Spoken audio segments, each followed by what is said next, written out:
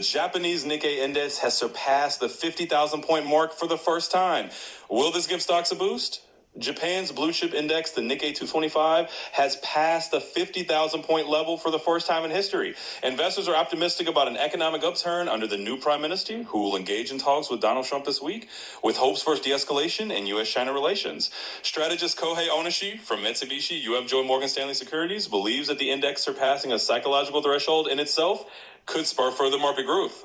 During the morning trading session on October 27 in Tokyo, the Nikkei 225 increased by 2.4%, reaching 50,491 points. According to Bloomberg, chip manufacturers and defense companies led the growth.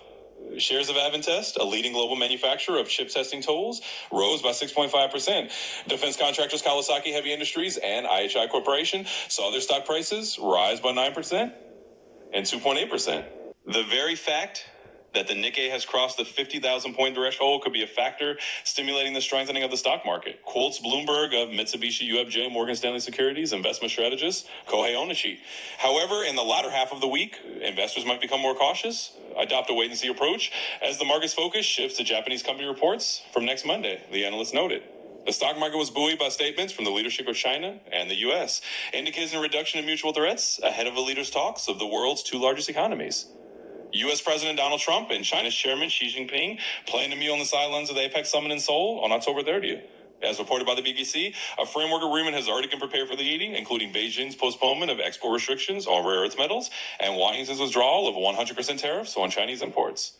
The rise of the Nikkei index above the 50,000 mark was also fueled by the market's high hopes that Japan's duly appointed Prime Minister, Sanae Takaichi, a proponent of a soft budgetary policy, will begin actively stimulating the country's economy, writes Nikkei Asia, citing Nomura economist Takahide Kiuchi. However, if Trump demands during his meeting with Takaichi on October 28th an increase in the country's defense spending or a strengthening of the yen through an interest rate hike, it could deal a serious blow to Japanese stocks, Kiuchi warned.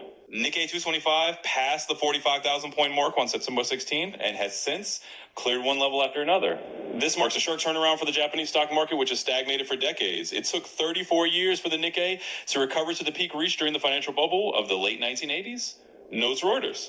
The U.S. Treasury has announced the final candidates for the position of Chairman of the Federal Reserve. Powell's term expires in May. U.S. Treasury Secretary Scott Bessent identified 5 candidates for the position of Chairman of the Federal Reserve, according to Bloomberg. Pause. The shortlist includes current Federal Reserve Board members Christopher Waller and Michelle Bowman, former Fed Governor Kevin Warsh, White House National Economic Council Director Kevin Hassett, and BlackRock top executive Rick Rieder. Bessent informed reporters on October 27, aboard the presidential aircraft, Air Force One. He added that he plans to conduct another round of interviews with the candidates and hopes to present President Trump with a worthy list after Thanksgiving. Trump himself told reporters he expects to announce his choice before the end of 2025. Right now, we have someone who is not very smart, he said, once again criticizing current Fed Chair Jerome Powell, whom he blames for holding back economic growth due to his refusal to aggressively lower interest rates. The U.S. president emphasized that Bessent will not leave his current position for an appointment to the Fed.